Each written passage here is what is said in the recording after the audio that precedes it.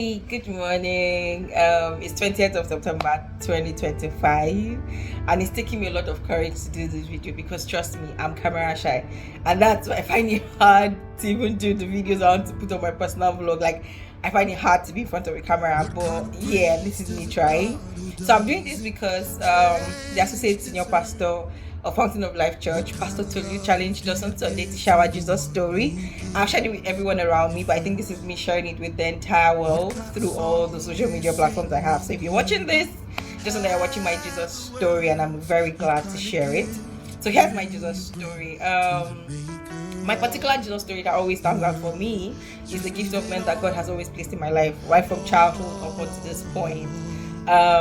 My mom's prayers has gone a long way to pave the way for me and raise me to who I am today. And then, I myself continuously ensuring that I have a relationship with God and, trying to do right by Him at all times, because I cannot begin to quantify the love He has for me.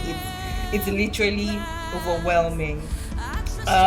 So at some point in Covenant University, I almost dropped out.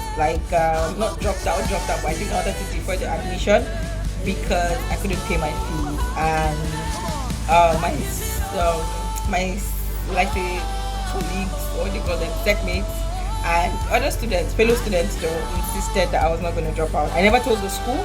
I only shared it with my classmates and a few people within my department, and they ensured I finished, and I finished well. So to all my classmates and colleagues that God used and your parents, God bless you abundantly.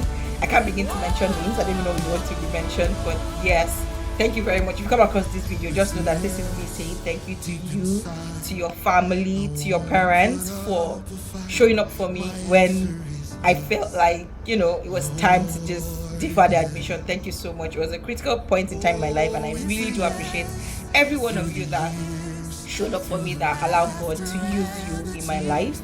After then, fast forward to after NYSC, there was no job and I was working for free, and my employer could not have it in him that I was working for free, so he had to give me stipends at some point in time.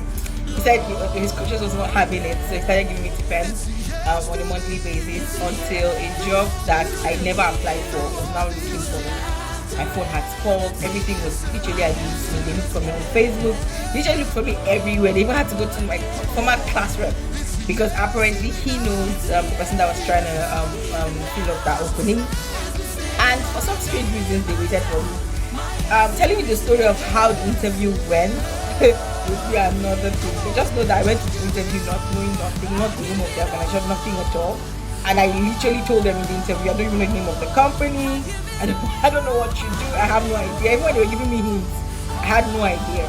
And what stood out for me, they told me that we are hiring you because of your sincerity. Because this is a financial payment gateway organization. We deal with a lot of money, government money and all that. So we need sincere people with integrity. And that's how I got the job. And it was interesting. Fast forward to later when the job was now not so convenient when talk about financial wise, and besides it was a contract job. Somehow God raised people to reach out to me and ask me the kind of job they did because I did, but they thought it was engineering. I was like, I did building tech, and they were like, hey, yes, it's still engineering, just apply to NCDM. And for some strange reasons, I found myself trying to choose between two organizations that NCDM was going to send me to. I did both exams. I passed both exams, and I was choosing between the benefits that come with each role. And I found myself in Gill Automation. And out of the 15 people that did the training with Gill Automation, I was the only one retained. Tell me my God is not good. Tell me my Jesus story is not sweet. And I stayed in Gill Automation for about 4 years, 10 months.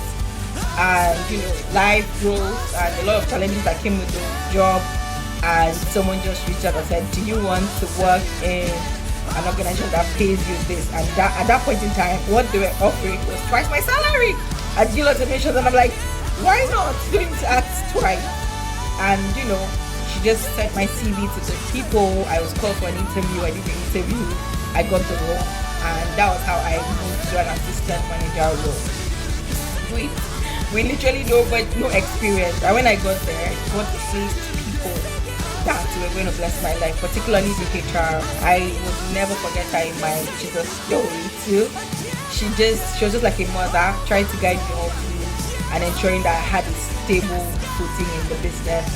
And I was just going on with my job, enjoying the job, and then the staff, especially factory workers. You see the picture frame behind me. The factory workers gave it to me when I was leaving the organization. It was superb. It was a fantastic experience I had with Tranos, and to tell you that it's not Jesus that put these people there, it's gonna be a lie. I'm sure that Jesus just placed all those people there to make my work interesting, fantastic, and very sweet. And within a year of being in that business, another person was looking for a HSC manager that has an embauched in a multinational, and I'm like, are you kidding me? God, what are you doing? And then they got me to go for the interview. I went for the interview. My prospective global manager was from my state, so you can imagine how the interview went. It went very smooth, very easy, and I got the role. One thing that stands out for me is the fact that it almost feels like, I have noticed a pattern in it, that every time the economy was gonna take a hit on me and my salary won't be able to bear it, God makes a provision for me to move to another organization, and it's always double my salary. It's always like nothing short of double my salary. When I was in Gale and transitioning to Tranos, it was double my salary. When I was transitioning to Tranos, to this multinational I'm talking about, which is Enkye Energy Access, is double my salary. And guess what?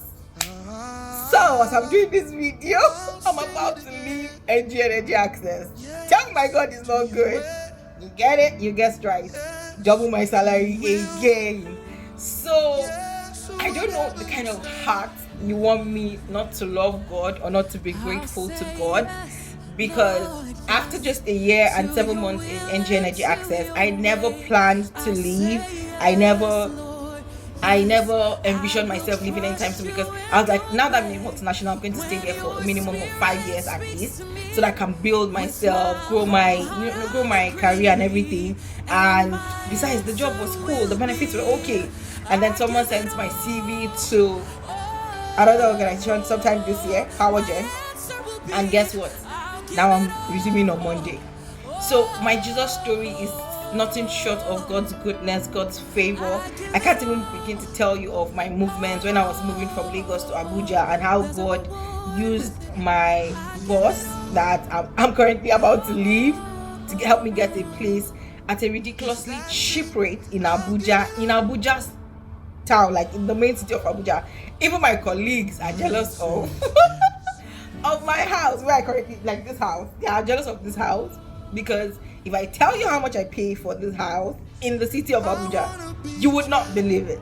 So there are so many things God has done for me that I cannot begin to count. If I'm going to say that I'm going to write them out and read them out to you all on this video, I might have to spend eternity, because I can't begin to explain from health challenges that He delivered me from, to provisions, supernatural provisions that He has provided for me, to job opportunities, that all the jobs I apply for, I only probably do interviews once or twice. Most of the times they don't even call me. I do interviews once or twice, and it never passes the first stage. But every time my CV is submitted to the organization, I definitely get the job. So you can imagine how God has been placing people. And for every time that happened, the economy was about to have either a hit or a nosedive. I'm not saying that the economy is going to be bad next year. I'm not a prophet of doom, but I just feel like there's something about the economy that my current salary will not be able to contain, and God just feels like we need to lift you up again. And this is me that has fallen short of God's glory several times. I'm not the best of His children. I'm not the most holiest. I'm not the most righteous. But I feel like I'm the most loved, I'm the most favored, I'm the most cared for, I'm the most blessed, I'm the most catered for. Like I feel like I'm the only person God even sees in the world. I'm sorry to sound this way, but I feel like I'm the only person God sees in this world. I'm the only person God cares for in this world. And like with all my flaws, the love is not changing. Not, so that thing they said, he's an unchangeable God, he is a father. So no matter what I do or how I do it, he will continue to be a father, he will continue to be unchangeable, and he will continue to be true to his word. So this is me sharing my Jesus story, and I hope it blesses you. I hope it nourishes you. I hope it helps you understand that Jesus is good, he's real, and his love is, overwhelming, because you can tell that I can't contain the joy I feel. And even with the whole not comfortable with the whole being in front of a camera, I'm still excited to share my Jesus story. And this is me now saying happy birthday, Pastor Tolu. God bless you, God increase you, God enriches you this year. I pray that on this your 40th birthday, you shall never know a better yesterday. You shall continue to grow from strength to strength. And coincidentally, today was my brother's birthday. So this is me wishing Enkye Musa Katden a very, very happy birthday. My business tycoon, my world, my sweetheart. He is literally my backbone. Like literally my backbone. He's my go-to person when I need anything. He's the Igbo man in my family, the business tycoon in my family. He's the rich man in my family. He's just everything I need. So this is me wishing you a very happy birthday. Thank you for being an amazing brother. Thank you for being outstanding. Still I don't be jealous, but yes. Thank you for being an outstanding brother. I was teasing him a few days ago and telling him that he's the only brother I have, and the next thing he said was, I don't have money, so yeah, he can be sweet like that. So thank you, Enkye, for being superb, for being amazing. I pray that your business grows. I pray that your relationship with God continues to grow. I pray that whatever your healing prayers and wishes are, according to God's plan for your life, will come to pass in the name of Jesus. I pray that you never know any sickness that will take your life, and you never know a better yesterday. I love you so much, bro. I love you, Pastor Tolu, and I wish both of you a very happy birthday. Enjoy today. God bless you. Bye.